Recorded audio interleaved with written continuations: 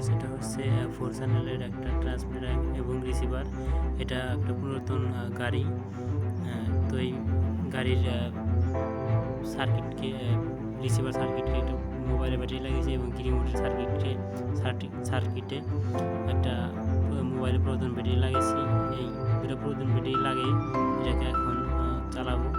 তো দেখেন কীভাবে চালাই, আর অবশ্যই বলবেন যে কীরকম হলো। সবাইকে ধন্যবাদ। এখন